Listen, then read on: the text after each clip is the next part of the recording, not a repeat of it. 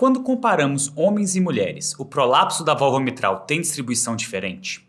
Colocados lado a lado, quem morre mais? Eu sou o Thiago Bignotto e vamos para mais um Clique Valvar, insights diretos e práticos para você usar no seu dia a dia. A discussão sobre a etiologia de uma determinada valvopatia é muito importante e tem se mostrado cada vez mais decisória na árvore de decisão terapêutica.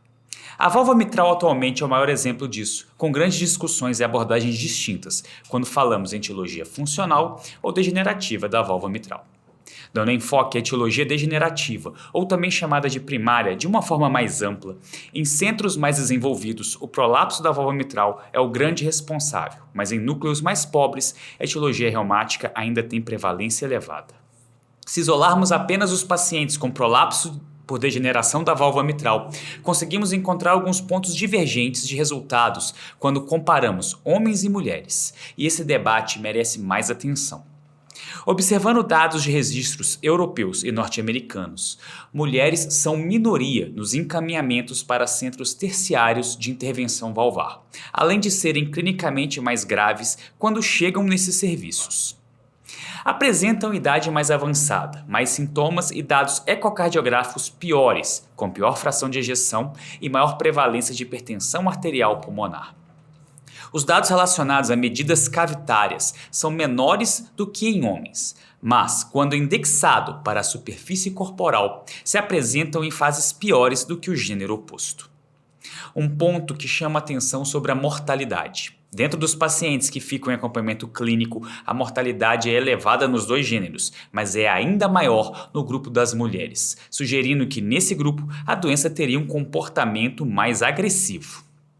Já naqueles que vão para a intervenção, os desfechos no sexo feminino são piores, muito pelo exposto sob estágio da doença. O timing da cirurgia melhor entre os homens leva a uma curva de mortalidade melhor e também ao impacto no remodelamento ventricular mais satisfatório. Um dado conflitante na literatura e que ainda precisa ser melhor investigado é que dados epidemiológicos gerais mostram que mulheres têm maior prevalência de prolapso da válvula mitral, mas nos centros terciários ainda vemos o oposto.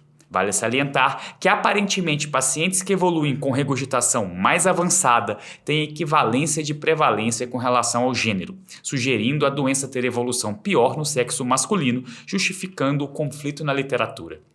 Resultados cirúrgicos também acabam sendo afetados por essa discrepância.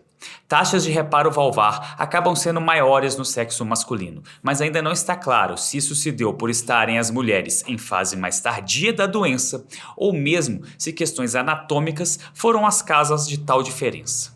Fato é que reparo valvar traz melhores evoluções clínicas e menor mortalidade. Na presença de sintomas, a taxa de encaminhamento é semelhante entre os gêneros, mas na ausência de sintomas significativos, vemos poucos casos de mulheres sendo referenciadas. Provavelmente por termos nos guidelines dados ecocardiográficos iguais entre homens e mulheres, sem ressaltar com a devida importância a indexação para a superfície corporal. Ainda temos dados obscuros a serem melhor estudados e, independente de questões sociais sobre os gêneros, aparentemente o estadiamento da doença em mulheres parece trazer dificuldade ao cardiologista clínico, que tem perdido o timing ideal para uma intervenção valvar. Bom, era isso. Aproveite para ler mais sobre esse e outros conteúdos no nosso site do The Valve Club. Dê sua opinião, comente e tire as suas dúvidas. Um grande abraço e até a próxima.